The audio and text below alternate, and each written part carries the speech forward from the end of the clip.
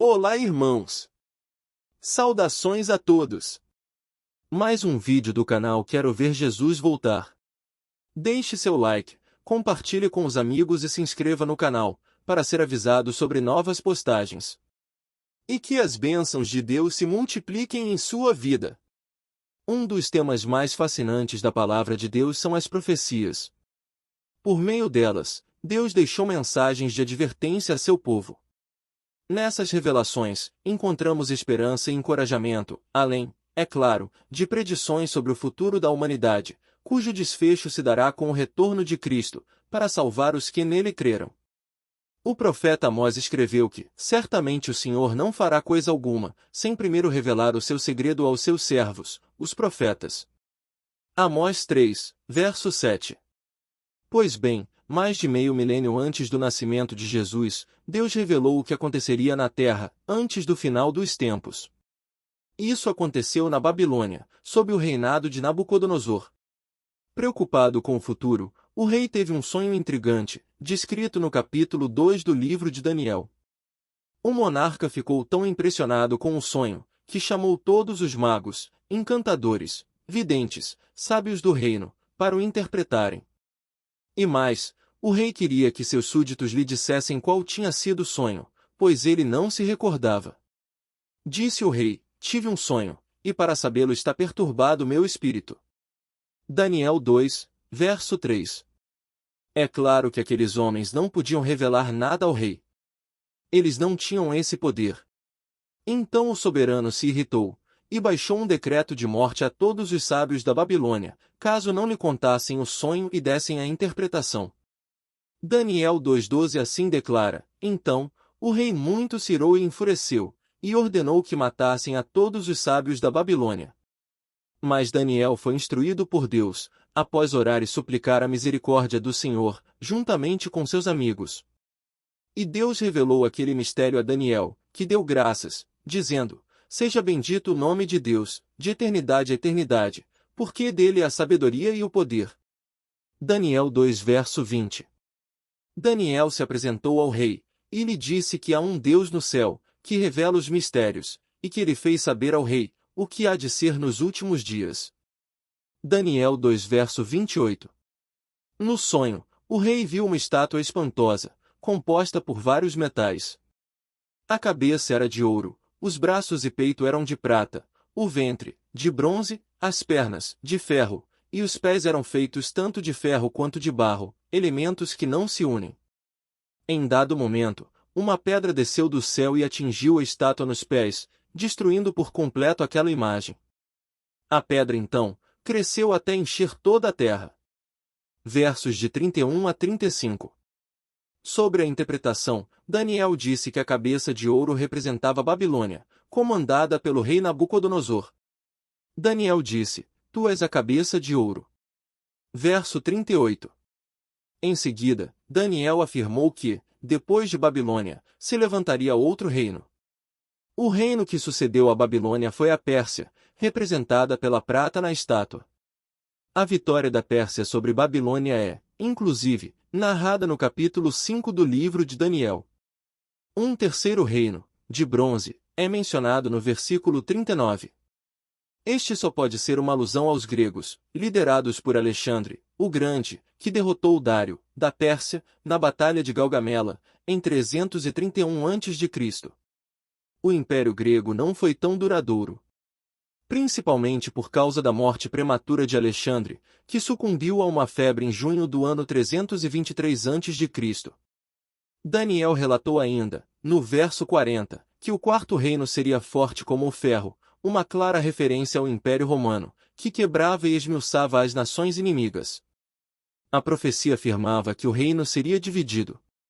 E como se sabe, Roma sucumbiu em 476 d.C., por conta das invasões bárbaras, que dividiram o império. Dessas divisões, surgiram as nações europeias que, inicialmente, foram consolidadas por aproximadamente 10 povos. Vejam a semelhança com o número dos dedos da estátua.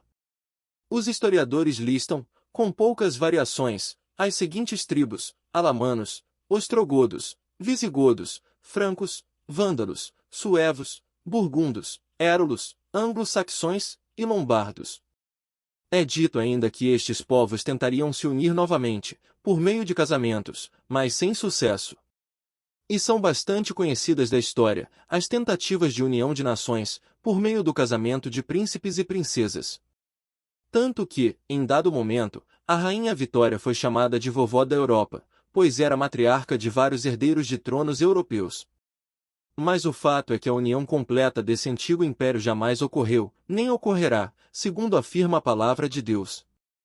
Em continuação, Daniel disse ao rei que, nos dias daqueles reis, ou seja, nos dias da Roma dividida, ou Europa, Deus levantaria um reino que jamais seria destruído. Este reino é representado pela pedra que desce do céu. Vejam que a pedra foi cortada sem auxílio de mãos, mostrando uma atuação sobrenatural, ou seja, o agir do próprio Deus.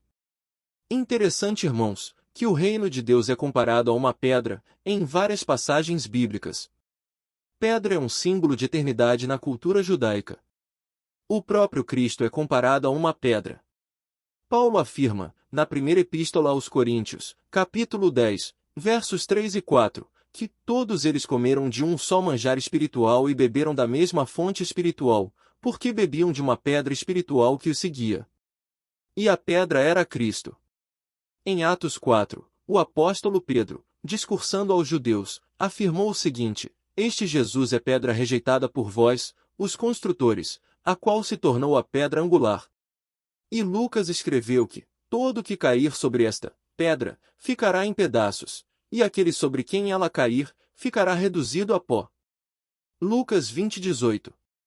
O profeta Samuel registrou as palavras de Davi, que em oração e súplicas, confessou o seguinte: O Senhor é a minha rocha, a minha cidadela, o meu libertador. Davi também fez a seguinte pergunta retórica: Pois quem é Deus, senão o Senhor? E quem é rochedo, senão o nosso Deus? Isso está em 2 Samuel 22, versos 2 e 32. Pois bem, meus irmãos, a profecia revela que os reinos do mundo passarão. Não importa a sua aparência de poder e grandiosidade. Um dia esses reinos sucumbirão ao Rei do Universo, cujo domínio e majestade será de eternidade em eternidade. Daniel 7 verso 18 confirma esta verdade, quando diz: Mas os santos do Altíssimo receberão o reino e o possuirão para todo sempre, de eternidade em eternidade. Jesus também afirmou o seguinte: Quando vier o Filho do Homem na sua majestade, e todos os anjos com ele, então, se assentará no trono da sua glória. Mateus 25:31. E Apocalipse revela que, ao som da última trombeta, vozes do céu fazem uma afirmação maravilhosa. Elas dizem: Os reinos do mundo se tornaram de nosso Senhor e de seu Cristo, e ele reinará pelos séculos dos séculos. Apocalipse 11:15. Que magnífico! Portanto, vamos nos preparar para o estabelecimento desse reino eterno, onde tudo será novo, e a felicidade não terá fim.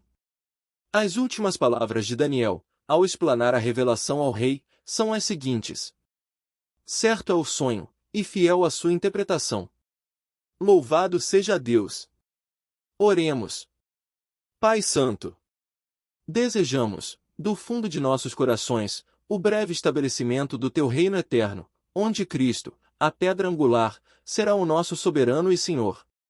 Confiamos nas tuas promessas, as quais foram reveladas a teus servos, os profetas, e pedimos que nos ajude e nos fortaleça, para resistirmos aos poderes deste mundo e nos mantermos fiéis a ti. Perdoa nossas falhas e permanece conosco hoje e sempre. Em nome de Jesus. Amém. Se você gostou do estudo de hoje, deixe seu like, se inscreva no canal e compartilhe com os amigos. E que o Senhor te abençoe e te guarde. Amém.